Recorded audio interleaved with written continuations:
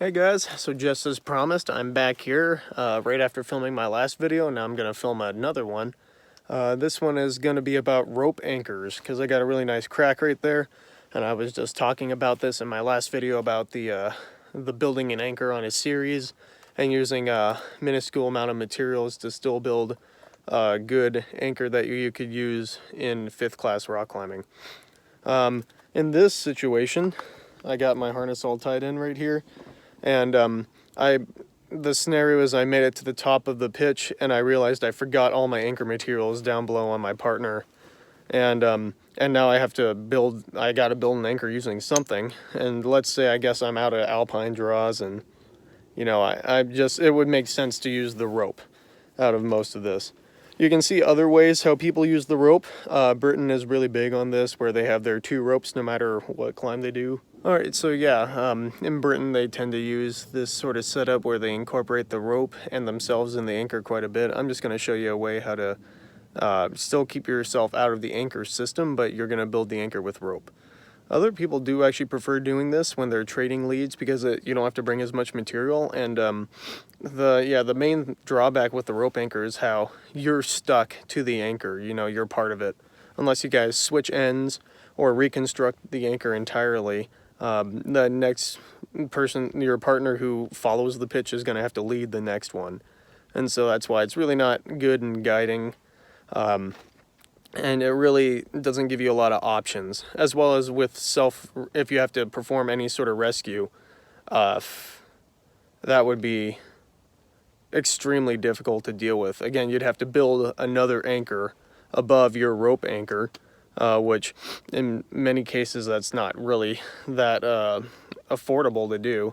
And then you would have to rekajigger everything, and it would be an extreme mess, and it would take a lot of skill and a lot of experience to sort of deal with that properly. So building anchors fully out of rope is not really the best idea. It's not really the best use of your resources. If you have a really long pitch, like a 55-meter pitch, you probably won't be able to make it without skimping out on your anchor quite a bit. And it's just not ideal. But in certain emergency situations and other ultralight situations, maybe where you know the route really well, it's worth doing. And then again, if you just forget your material, it's worth knowing, because once your partner actually gets up to you at the anchor, you can switch over to the material and then disassemble your rope anchor and either continue going or make the partner lead the next pitch. I've actually had to do that a couple times before, and it didn't really lose too much time, and it helped keep some of my resources available for if something bad happened. Either way, let's just hop right into the video. Alright, so again, I have to apologize for the terrible camera placement, but this is the only place I can actually put the camera. And I have this crack right here that you guys saw on the last video that's good for actually a large variety of good cam placements. So what I'm going to do is I got up, let's say I'm on a nice big ledge, and my pitch is going down that way. And so I'm going to throw in my anchor, just place a few cams, see if I can put them in the crack, and then slot them down a little bit. That helps add some strength to my placements. Makes me feel a lot better about my anchor too. Oh, and then reaching up nice and high for this one. There we go. So I just threw in 3 cams. Again, that's kind of an arbitrary number based on what you have, but 3 cams is the usual. And there's a couple of different things I can do with the rope. One is I can tie a certain knot to sort of make a master point, or 2 is I can individually clip these pieces in more of a series. And so I'll show you the series ways first, because it's the easiest, but it's also like probably the worst way you can do this, because it really limits you, and it involves, you are forced to incorporate yourself in the system. But first thing I'm going to do is, since all these cams are in relatively good reach, I'm just going to clove hitch into each of them. There you go, and I'll sort of pull myself out. So this cam is now my primary, and that's what I'm going to rest myself on, or while I belay my friend up. Then to back that up, I'm going to tie yet another clove hitch into the next cam. This rope is a dynamic element, so I can have a little bit of looseness, but not a huge amount. And then again, I'm just going to throw another clove hitch in to the one above. So literally it's just 3 clove hitches stacked on top of each other. So you can see in this case, the best thing for me to do would be to belay off my belay loop and actually incorporate myself into the system. The climber's going down that way. So if the climber falls, I sort of help absorb some of that load. I have the 0.4 to back me up here, and then the subsequent cams to back me up in that case. Now you're probably thinking, is there a way how I could do this without including myself in the anchor? So the first thing I'll do is give myself, I just go into myself, I'm going to give myself a lot of rope, tie my clove. This is really nice because I'm at that big ledge part of this scenario. Make a decent loop coming up. Maybe, yeah, about, a little bit more. It's always okay to have a little bit more. Do another clove. And then again, I'm going to have even more on this one. So as you can see, this is what I just did. Starting from my knot, I have a big loop of rope, which I can always shorten up later. Going to my first piece, which is now a lot of rope. You can see the first piece has a loop going to my second piece, which has another loop going to my third piece. And you notice how I sort of made them longer. I want to try to get those loops even. So I can just go up here with the clove hitches and adjust them until I'm roughly at even right there. And then I'm going to take,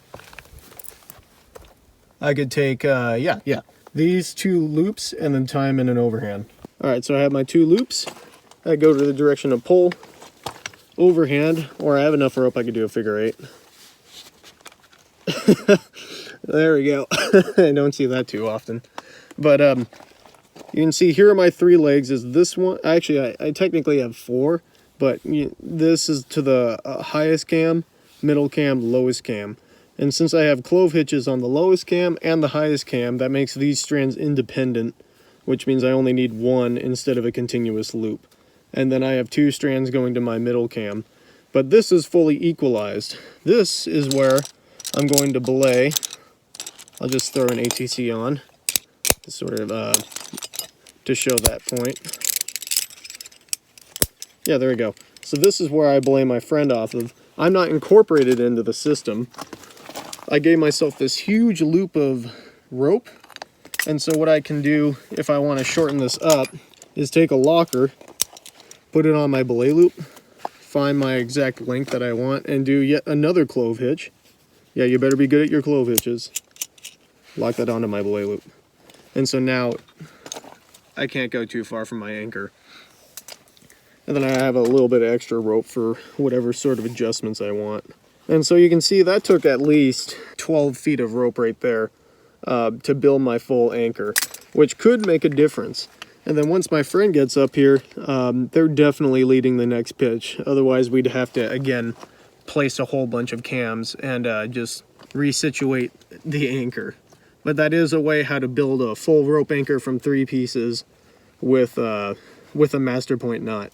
And you'll find, I'm not going to bring up all the different ways you can do this because there's like actually a million different ways. As long as you sort of follow the basic anchor rules, make sure your anchor is serene, then you're good to go. I mean, there's nothing I can really say that would say that anchor is unsafe, as long as it's fully serene. The same setup will apply for 2-bolt anchors. So in this case, I'll have my 1 bolt and then my other bolt. Bring this dude up.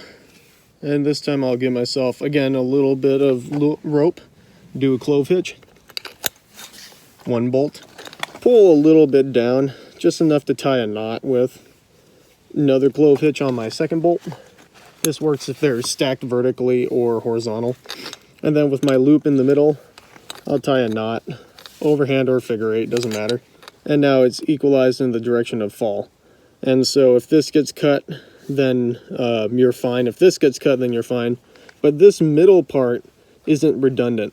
And that's okay because it is rope, and generally with rope sort of stuff, we accept that it's not redundant. And this is a perfectly acceptable anchor. But if you wanted to be really pro, I can show you this other knot. I just need to pull a bit of extra rope out. This is a knot that you'll find a lot when you're tying rope anchors together. So now I have my bigger loop.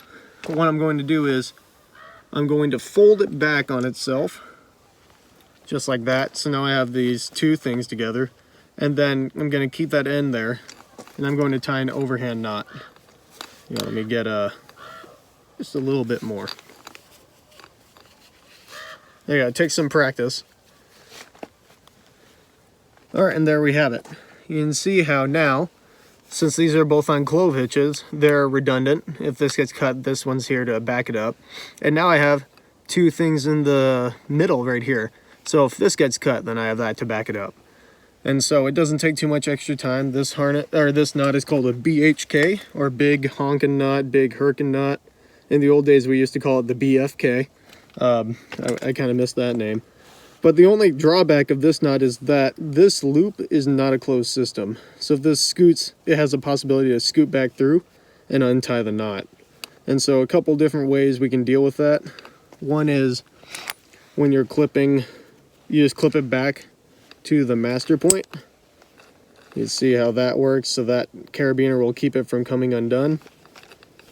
Another way is if this loop is actually long enough, you can fit it over the knot completely. Oh, I can just barely do it. See right there? So now it's not, if it comes undone, it'll just go tight onto this point. And then the third way, if you don't have enough, which I just barely have enough, is take a locker and then clip the loop and a leg. And then again, it's just everything you can do to prevent this from popping back into the knot and untying it. So those are pretty much the three ways you can deal with that. Generally, when you're setting this up for a top rope, a lot of people like bending it over. I personally like passing it through the knot if I can, because that helps save a carabiner. And then, yeah, you can totally clip your partner into that and then belay them up.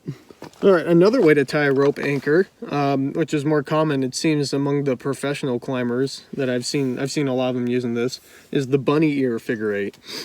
And a lot of people will use this for whatever reason, whatever reason of theirs that they would like to use. But essentially the way how you tie it is, again, you want to work with enough rope. Again, you can use that clove hitch trick to loosen up your strand if you ever need to. So it's better to have too much than too little. And then you start by tying that standard figure eight on a bite. Actually, I'm going to give myself a bit more. There you go, figure eight on a bite. Only instead of bringing this end through, you're going to grab the middle, a bite of that bite, so to speak, and then just pass it over those two loops. And there you have a bunny-eared figure eight. The deal with this one, though, is you do have to adjust it. So you can see right here I made two equal loops, and that's definitely not going to work for my two carabiners. So how would I deal with this situation? Well, I think the best way to do it is sort of to imagine where your master point is going to be. So I want mine to be about here. You see my lowest carabiner, I want it to be about here. Pull up my rope again. You just have to have enough rope for it. I'm going to sort of tie this, and then when I pull this rope through, I'm going to clip one to the 0.5, or the higher piece. Slide it down, clip this one into the lower piece, and then you can actually move rope around the knot to get it to be equalized. So I gotta pull it up here. It may take a little bit of time. It may take me a bit longer than people that are more used to using the knot, because I don't really do this all that often. It just keeps on going around.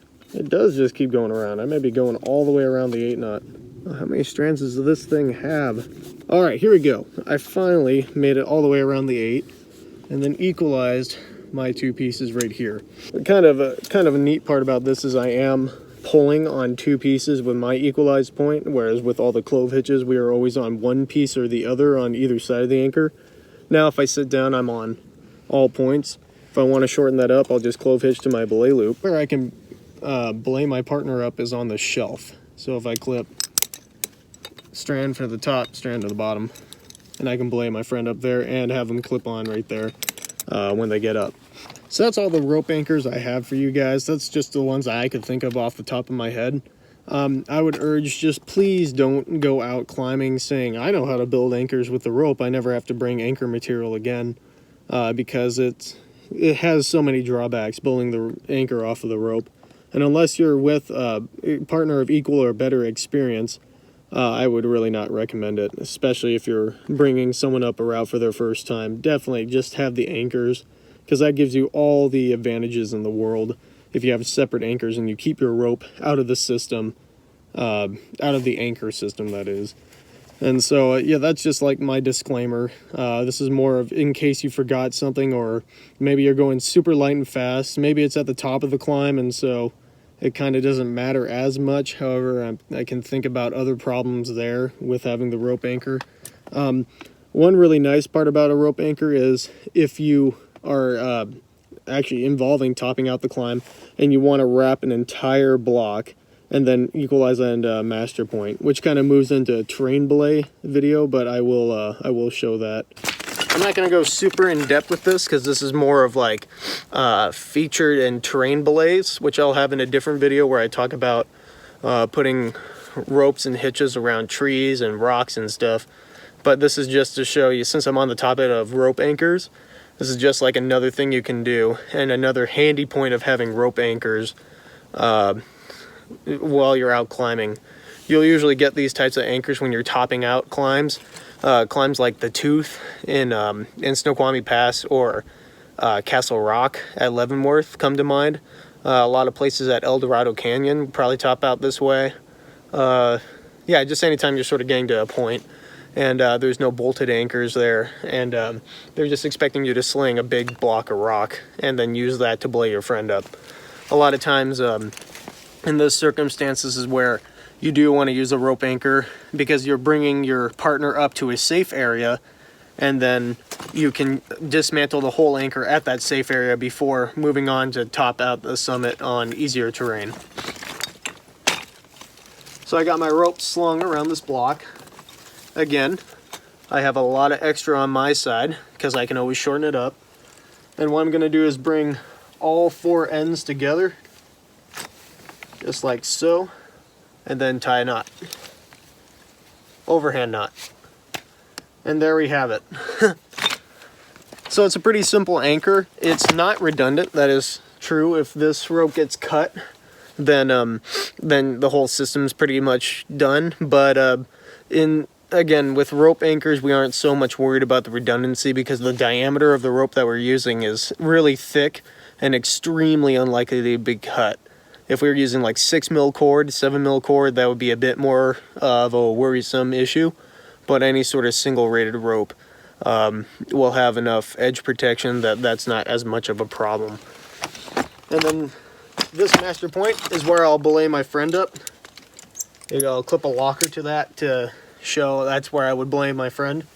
I'm already in on this side of the master point, so I don't need to clip myself to that master point at all.